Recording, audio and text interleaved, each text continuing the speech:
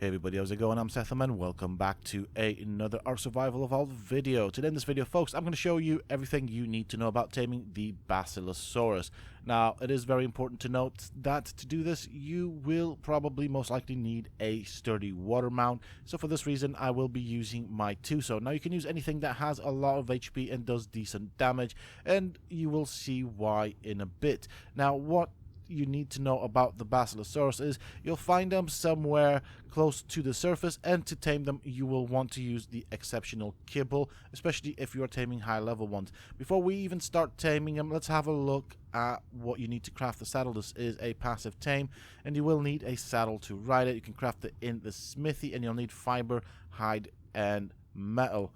Now, one big problem with the Basilosaurus is, as you will see in a bit, it has a lot of mantas around it. If you attack the Basilosaurus, the mantas will attack you, but the Basilosaurus won't. So you cannot kite this.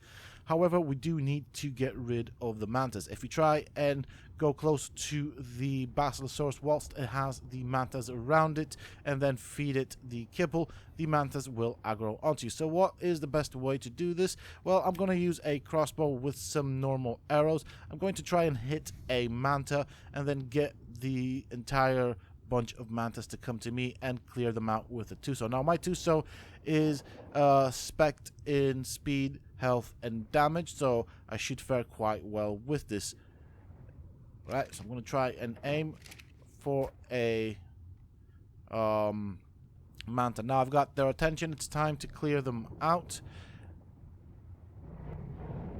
So that is the protection gone. Notice that the Basilosaurus is still doing its own thing. It's not bothered about me clearing out the mantas. I will need to get rid of this one before it causes troubles.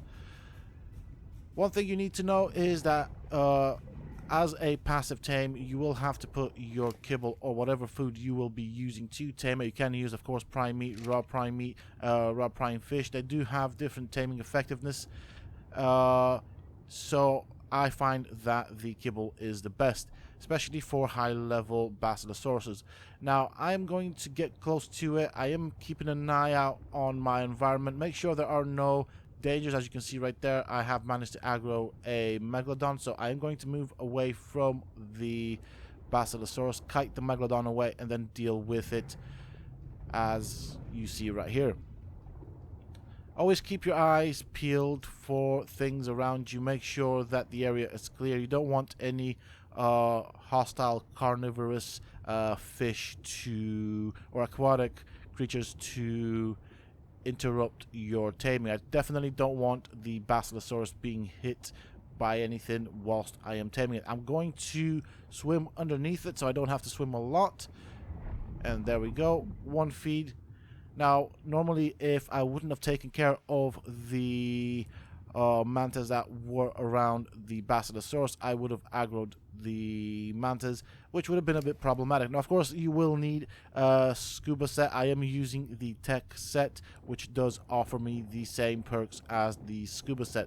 I'm going to get rid of some of this fish meat, and we'll just keep an eye on it. Now, it does take about 5 to 6, 7 minutes between the first and the second feed, so I'll see you guys in a bit. In the meantime, I'll just keep an eye out on my new friend here.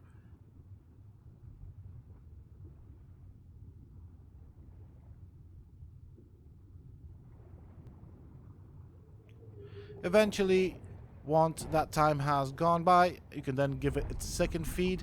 As you can see, the kibble is quite effective at taming the Basilosaurus. One more feed should sort this tame out. I'm just going to keep an eye on it, make sure nothing dangerous attacks it. I will try and keep a distance. Something to note about using a Tuso is it does have a wide area of effect on its attacks. So if I do need to clear out anything, I do want it to be as far away from my tame as possible. I do see something in the distance, but we are swimming away from it, so that is a good sign. I'm going to get closer to it. Maybe it might want its final feed. Let's have a look at this. Perfect. There we go. One Basilosaurus is now tamed. Right, that looks like a shark right there. So we'll kite it Well, we'll go back to my base, we'll get the saddle on, and I'll show you what you can do with the Basilosaurus once we are safe. Once you have tamed your Basilosaurus, you can put the saddle on it, and then you can ride it. Now, what you need to know is that the Basilosaurus has a crush depth, meaning that if you go too deep into the water, it will start to take damage, or should start to take damage. This is its main attack, so left click. And it does also have a right click where it blows water out of its blowhole, so I'll show you that as well. So you need to be close to the surface for this. Right click right there, you can see a little rainbow. That is another one of its little specialties. I'm not quite sure what this is for, apart from just looking nice and pretty. One reason you want the Basilosaurus is because it is not affected by disabling effect of sea creatures such as stun. So the eels, the jellyfish will not stun it. You will not get dismounted, so you can easily fight that. Now we're gonna go deep here. I'm gonna show you that it takes damage. If that works, it might possibly be bugged out, but normally the depth at which the Basilosaurus will take damage will be the height ceiling for the Plesiosaurus and the Mosasaurus, so they won't go any higher than that if they are wild. Now this is quite important to note. As you can see, mine isn't quite taking damage, which is strange. This might be a recent change or might just be a bug. However, the Basilosaurus is meant to take damage at this depth. I'm not sure why it's happening this way, or why it's not happening to my Basilosaurus. This might potentially be a change. Do not rely on this information, as it may change at some point. Now I'm going to go looking for some eels.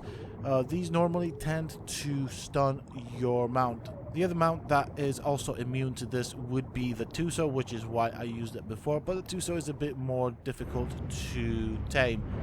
So as you can see, the Electrophorus does not really stun my mount. I can actually attack back. I am not dismounted. Now I did aggro a great deal of creatures here, but I can get away should I want to, and I'm certainly not stunned or dismounted off of my Basilosaurus. The only thing to keep in mind is the crush depth, which you will probably want to avoid, or if you do go deep into the water, you don't want to be there for too long, if that is still a thing. At the moment, it does not seem to be a thing, but this might just be a bug that has come into play as a result of the many updates, which may potentially be fixed. I'm just going to kind of show you how things work around here at the depth that I'm at. It does gather good meat, as you can see. There's loads of bad things down here.